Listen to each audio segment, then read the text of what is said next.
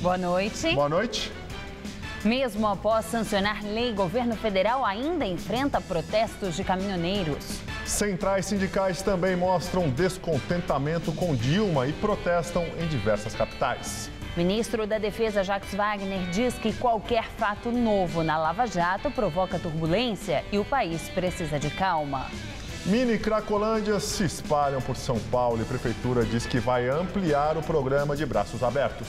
Comerciantes afirmam que obras do monotrilho estão paradas em alguns trechos.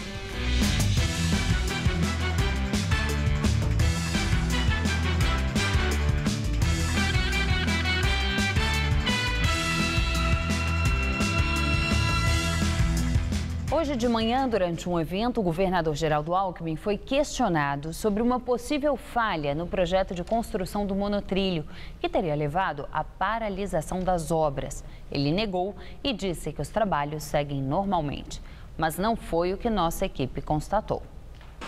Canteiro de obras vazio, material enferrujado, máquinas paradas. No meio da tarde, em plena segunda-feira, apenas o segurança trabalhava na área onde será a estação Congonhas do metrô. O percurso do futuro monotrilho, que irá até a estação Morumbi da linha 9 da CPTM, é de quase 8 quilômetros. E os sinais são de abandono. Parece abandonado, sempre assim.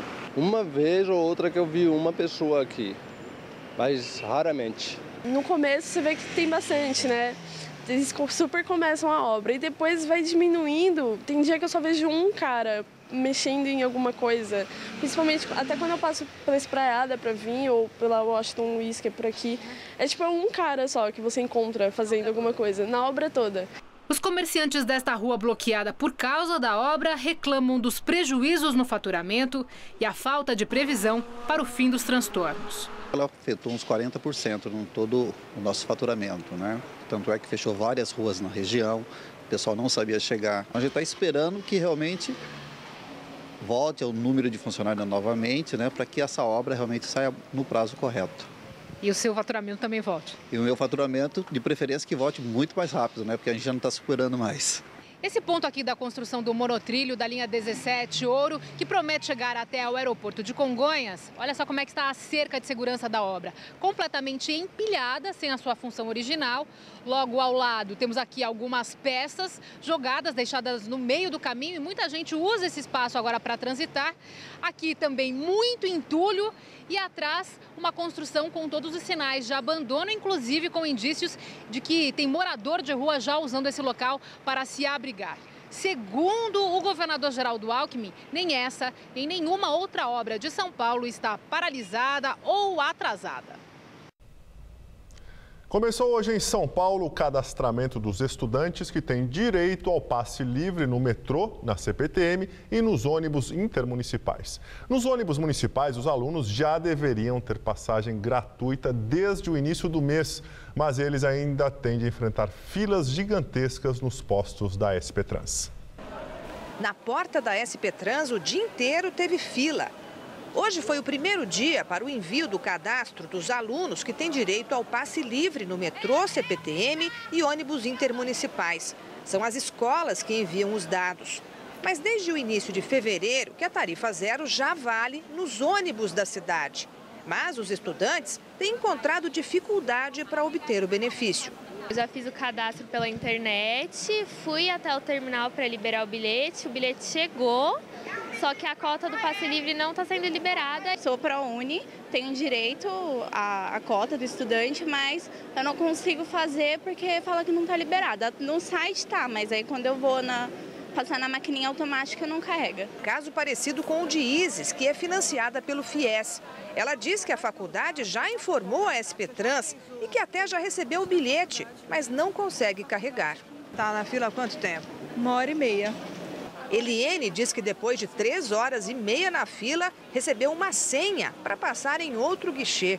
É vergonhoso a gente ter que passar por uma humilhação como a gente está passando, vindo aqui, correndo atrás dos nossos direitos e não tem um retorno do governo. Quer dizer, ninguém sabe te dar uma informação, ninguém sabe te dizer quando você vai conseguir. João, que é bolsista do ProUni, diz que não consegue obter o benefício, mesmo já tendo levado pessoalmente até a SP Trans a declaração da faculdade. Também não posso usar os 50% de desconto, porque senão bloqueia a gratuidade. Então estou pagando condução integral, sendo que eu poderia andar de graça, né? Estou com o mandado de segurança pronto, vou ter que recorrer à justiça, né? Porque infelizmente é o que me resta. No caso da CPTM, metrô e ônibus intermunicipais, a recomendação é para que o estudante aguarde ainda uma semana até o próximo dia 9 para fazer a recarga. É que a partir dessa data que serão liberados os créditos para as viagens de graça. A justificativa é que esse prazo é necessário para adequar o sistema. Em nota, a SP Trans afirma que, por causa da virada do mês, houve dificuldade para a recarga do bilhete único, mas, segundo a companhia, o sistema já foi normalizado. Após o aumento das chamadas mini cracolândias, a Prefeitura de São Paulo anuncia a ampliação do programa de braços abertos.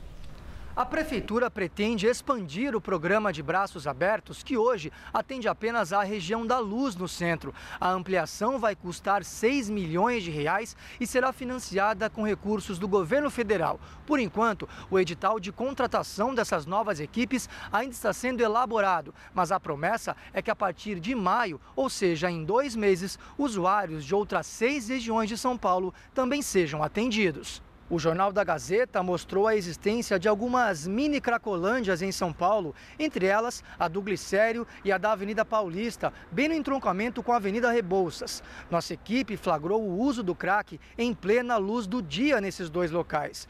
Para o psiquiatra Elson Azevedo, da Unifesp, o crack não pode ser entendido apenas como questão de saúde pública. Nenhum tipo de estratégia é suficiente para resolver o problema sozinho. Não adianta falar que apenas uma forma de tratamento vai ser eficaz. Então pode ser que em determinado momento uma abordagem de saúde focada na desintoxicação seja fundamental.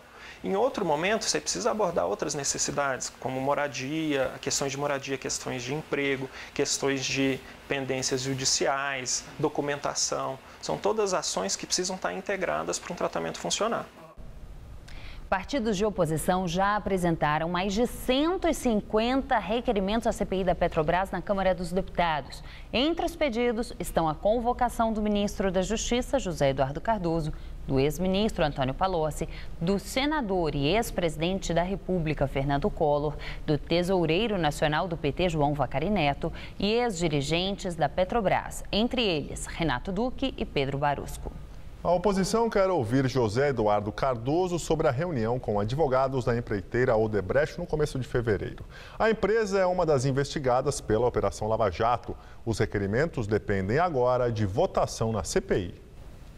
Estreia hoje no Jornal da Gazeta, edição das 10, o comentarista Josias de Souza, conhecido jornalista especializado em política, que estará conosco todos os dias, direto de Brasília.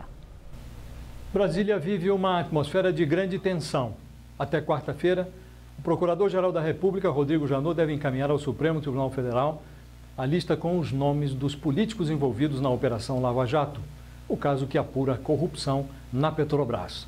A lista é grande, mais de 3 dezenas de pessoas, deve ser uma lista pluripartidária, deve ter gente até da oposição. É encrenca muito grande. A gente já viu esse filme, tem um quê de déjà vu aí, e é um filme desalentador, por 2 razões. Primeiro, porque é maior do que escândalos que nós já assistimos no país. E segundo, porque há uma reiteração de escândalos. Quando foi afastado o presidente Fernando Collor de Mello da presidência da República, imaginou-se que o país estivesse maduro para apurar, investigar os seus casos de corrupção e punir os responsáveis. Desde então, a situação só piorou. Os casos de escândalo vão se reiterando em todas as esferas, federal, municipal, estadual. Então é muito desalentador acompanhar o que está se passando no Brasil agora. Há um detalhe que é preciso verificar, é possível que o suspense em relação aos nomes se prolongue por alguns dias mais. O presidente da Câmara, Eduardo Cunha, por exemplo, avalia que os nomes não virão à luz nesse primeiro momento. Será preciso que os pedidos de inquérito se transformem em denúncias e as denúncias sejam recepcionadas pelo Supremo para que depois os nomes sejam divulgados. O fato é que o ministro Teori Zavascki, que é o relator desse caso no Supremo, é quem vai tomar essa decisão sobre a publicidade ou não dos nomes. O Congresso vai se tornar agora um poder hemorrágico, com nomes ou sem nomes, sabendo os nomes agora ou mais tarde, vai ser um poder hemorrágico. Parte do sangue deve respingar no Palácio do Planalto. O governo precisava agora de um Congresso pacificado, em calma, para votar as medidas provisórias do seu ajuste fiscal. Isso, evidentemente, não vai ocorrer, vai dificultar a situação para o governo. O Congresso vai virar uma delegacia de polícia. A nós resta acompanhar o caso e torcer para que o Supremo seja, neste episódio, tão rigoroso ou até mais rigoroso do que foi no julgamento do Mensalão. Hoje as pessoas ficam se perguntando se é bom para o país que sejam descobertos tantos casos de corrupção, se isso é positivo ou negativo. As pessoas se perguntam se a corrupção vai continuar sendo parte do sistema no Brasil. Acho que nós temos que fazer outra pergunta, se a corrupção já não virou o próprio sistema no Brasil. Por isso, devemos torcer para que o Supremo seja rigoroso também neste caso. Boa noite. Uma massa de ar seco ganhou força nesta segunda-feira e afastou as chances de chuva. Neste momento, os termômetros aqui na capital paulista marcam apenas 21 graus. Vamos à previsão para o estado de São Paulo com Mariana Armentano.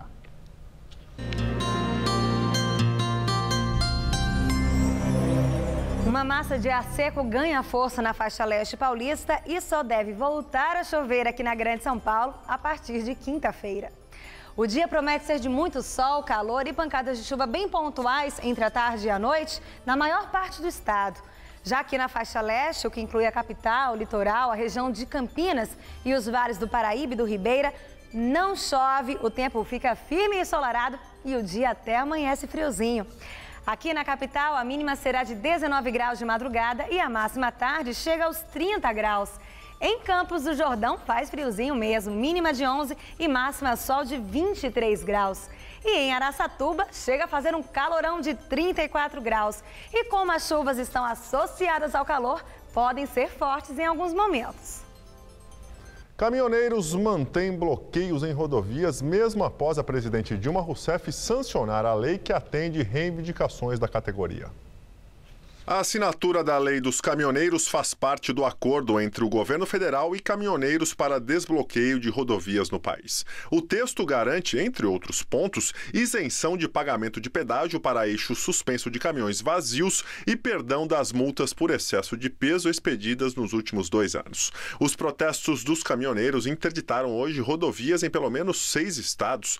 Depois de um fim de semana em que o Sul concentrou boa parte das interdições, o movimento perdeu força na região após vários manifestantes terem sido presos. Em nota divulgada ontem, a Secretaria-Geral da Presidência da República informou que o governo vai ampliar a presença das forças policiais para garantir a desobstrução das rodovias. Em São Paulo, depois da trégua no fim de semana, caminhoneiros do oeste do estado voltaram a fechar uma rodovia em Tupi Paulista e também a rodovia Raposo Tavares no município de Palmital.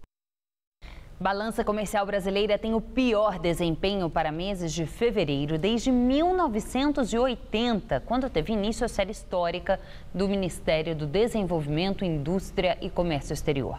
No mês passado, 12 bilhões e 90 milhões de dólares foram exportados pelo Brasil. As importações atingiram quase 15 bilhões de dólares. Desta forma, o saldo negativo mensal em fevereiro foi de 2 bilhões 840 milhões de dólares. E o mau humor continua pairando sobre a nossa economia, como conta a comentarista de economia Denise Campos de Toledo, que estreia hoje no Jornal da Gazeta, edição das 10. O que está ruim pode ficar pior. Em se tratando de economia, o que está ocorrendo? Semana após semana, o mercado tem piorado as projeções. O relatório Focus, divulgado hoje pelo Banco Central, traz a previsão de inflação de 7,47% este ano, quase 1 ponto acima do teto da meta do governo. Agora, não é só uma questão de meta, não. Tem o efeito sobre o consumo, sobre todos nós, que ainda temos de encarar impostos, juros mais altos, e não dá para esperar nada muito diferente, não. A inflação deve ficar mais ou menos neste patamar até o final do ano. Já começamos o mês com mais um reajuste para lá de pesado na tarifa de energia. Outro reajuste que pode ir de 20% a mais de 30%, dependendo do estado. Tem mais. A inflação é um dos grandes problemas da economia, mas não é o único. O mercado prevê uma retração de 0,58% este ano, a maior retração da economia em 25 anos. Isso na média, porque muita gente já fala em retração de 1,5%. Reflexo do desempenho pior de vários setores, queda do consumo, de investimentos, do emprego. Se não for dado algum oxigênio à economia, com estímulos à competitividade das empresas, aumento de exportações, aceleração de projetos de infraestrutura, a paradeira deste ano pode contaminar 2016. 2015 já está sendo um ano que seria melhor a gente pular. Só que a herança para 2016 também pode ser bem ruim se o governo ficar pensando só no ajuste das contas públicas, que é importante sem dúvida, uma questão de credibilidade da política econômica. Mas só isso não vai colocar a economia em ordem. Aliás, as medidas lançadas para ajustar as finanças públicas são um dos fatores da desaceleração mais forte da economia, com inflação alta. A conta está sendo bem mais pesada do que se previa. E, claro, a maior fatia fica com a gente, com a sociedade, com as empresas. Haja planejamento, não é mesmo? Para conviver com tudo isso. Boa noite. Manifestantes ligados a 6 centrais sindicais fazem protesto no centro de São Paulo. O protesto foi realizado em várias capitais do país. Aqui em São Paulo, os manifestantes se reuniram em frente à Superintendência Regional do Trabalho no centro da cidade. O movimento, liderado pela Força Sindical e a CUT, tenta derrubar 2 medidas provisórias que alteram algumas regras trabalhistas. As medidas foram instituídas pela presidente Dilma Rousseff no dia 30 de dezembro do ano passado e começaram a vigorar a partir de hoje. Uma dessas mudanças é com relação ao seguro-desemprego. Os trabalhadores demitidos só poderão solicitar o benefício em 18 meses empregados nos últimos 2 anos da primeira solicitação. Antes, o prazo era de 6 meses. Os trabalhadores não aceitam essas medidas provisórias que foram decretadas pela presidenta, a 664 e a 665. São medidas que tiram direitos e nós não vamos admitir isso. Hoje, entra em vigor a medida que tira direito ao seguro-desemprego. Então, nós estamos em todas as capitais fazendo essa manifestação, mostrando à sociedade que nós temos que lutar para enfrentar isso. Em Sorocaba, no interior do estado, integrantes da Força Sindical invadiram o prédio da Gerência Regional do Ministério do Trabalho e Emprego. Cerca de 80 pessoas participaram da invasão, que durou pouco mais de 1 hora. Além de São Paulo, sindicalistas de Alagoas, Amazonas, Bahia, Minas Gerais, Pernambuco, Santa Catarina, Sergipe e Goiás também participaram de atos contra as alterações das regras do seguro-desemprego e de outros benefícios. Jacques Wagner, ministro da Defesa, afirma que pedido de investigação de políticos na Operação Lava Jato vai causar turbulência em um momento que, segundo ele, o país precisa de calma e tranquilidade. Wagner também disse que a nova CPI da Petrobras não trará fatos novos além dos já investigados pelo Ministério Público e a Justiça Federal. Nesta semana, o Procurador-Geral da República, Rodrigo Janot, apresentará ao STF pedidos de abertura de investigação e eventuais denúncias contra políticos suspeitos de envolvimento no esquema de corrupção na estatal. E agora vamos ao comentário de política com Bob Fernandes. A lista oficial dos citados na Lava Jato vem aí. A crise mudará de configuração e patamar. Se reuniram na sexta Fernando Henrique, Aécio Gereissati, Cássio Cunha Lima e Aloysio Nunes. Vazou da reunião que o PSDB entende não ser o impeachment a saída para a crise. São várias as leituras e informações para essa avaliação vazada. Primeiro, há que saber quem pode ser atingido ou não na troca de chumbo que vem aí. A crise produz radicalizações por si só e também por indução dos que apostam no quanto pior, melhor. Entendem os tucanos. Fatos à parte, é preciso manter o PSDB distante da pecha de golpista. Sim, porque se fala em impeachment mesmo antes de se saber quem será ou não denunciado e investigado. E isso como quem vai até a padaria. O impedimento levaria Michel Temer à presidência. Ele envolvido, Eduardo Cunha seria presidente. Se também ele cai, seria Renan Calheiros, se não estiver na lista. Impedimento de presidente e vice antes do meio do mandato leva à nova eleição. Se o PMDB chega ao poder, o que ganharia o PSDB se escapar a troca de chumbo? À luz do hoje, o partido seria sócio do PMDB e de uma crise, com imensa responsabilidade e escasso poder. Essa é a avaliação de quem no PSDB tem o hábito da reflexão. Claro, óbvio que na política tudo pode mudar em horas. Mas na oposição, quem conhece o poder já se preocupa com radicalização, seus rumos e resultados. Uma coisa são fatos e consequências, investigações, julgamento e condenações com instituições em pleno funcionamento. Outra coisa é apostar na aceleração do confronto, instigar a doença, ódios e frustrações que já estão nas ruas e redes. Em meio à crise que pode ser saudável e levar a avanços, já há quem pense nos ensinamentos das últimas décadas e do século XX brasileiro. A história define o papel dos seus personagens e não apenas de políticos ou partidos. Ou terão grandeza ou serão os coveiros. Boa noite. A seguir, terror sem limites. Estado Islâmico ameaça funcionários do Twitter. E crime na Rússia. Namorada de opositor assassinado está sob vigilância do governo. Talvez você ainda não tenha ido à Câmara de Vereadores de São Paulo, porque ela fica longe da sua casa, né? Mas não tem problema, pois a partir de agora ela vai ficar bem pertinho de você. Vem aí Câmara no seu bairro, que vai ouvir todas as necessidades da sua região. Serão realizadas 32 sessões plenárias na cidade inteira. Tudo para que a gente possa ouvir as suas ideias e sugestões. Por isso, participe! É a Câmara de Vereadores de São Paulo indo ao seu encontro por uma cidade melhor. Todo dia 8 de março acontece um fenômeno interessante. Aumenta a venda de flores e de caixas de bombons. A procura por lindos cartões. E o número de abraços e beijos distribuídos por aí. Sabe por que tudo isso? Porque você, mulher, é simplesmente maravilhosa. E 8 de março é o seu dia. Parabéns, minha bonitinha, pelo Dia Internacional da Mulher. Se você quer estudar jornalismo, relações públicas, publicidade e propaganda ou rádio, TV e internet, a Faculdade Casper Libero é o seu lugar. Quer conhecer? Eu te levo! Aqui a gente aprende na sala de aula e também em laboratórios de rádio, fotografia, edição de imagens e estúdios de TV. Você também pode colaborar em revistas, sites, programas de TV e rádio laboratoriais. E tem oportunidade de estágio dentro da Fundação Casper Libero.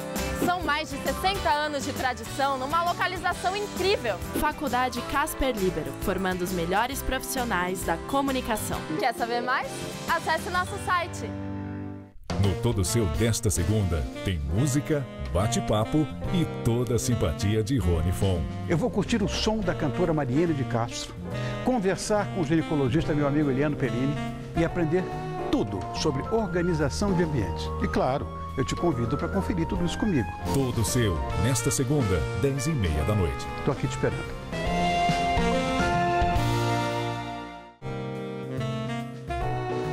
Oferecimento Bombril, os produtos que evoluíram com as mulheres.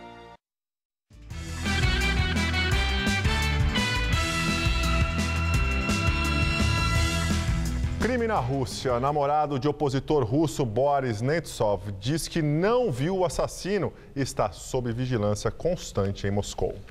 A modelo ucraniana Anna Durutskaya, de 23 anos, disse a um canal de notícias na internet que não percebeu que eles estavam sendo seguidos. Ela afirmou que tudo o que quer é ir para a casa da mãe na Ucrânia. As autoridades de Moscou dizem que não deixam a modelo partir porque ela é testemunha-chave.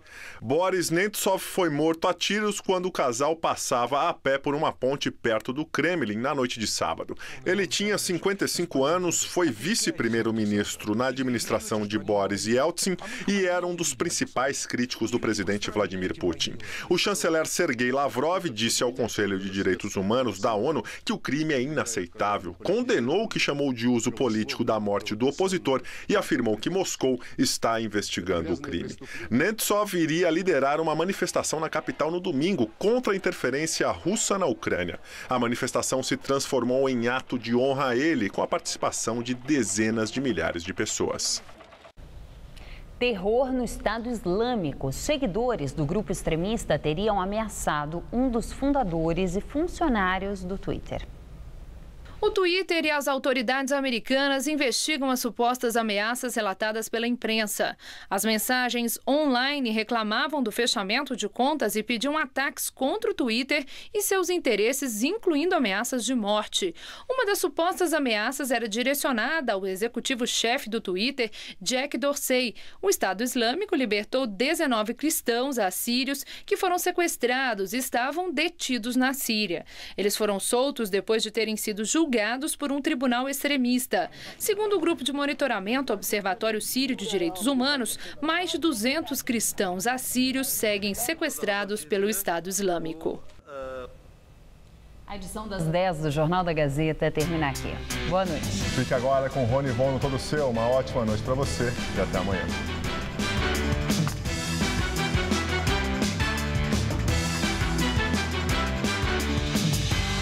Daqui a pouco, 11h30 da noite, na estreia de Cidade Ocupada, entenda mais sobre a crise hídrica em São Paulo. Assista agora Todo Seu e logo após, Cidade Ocupada.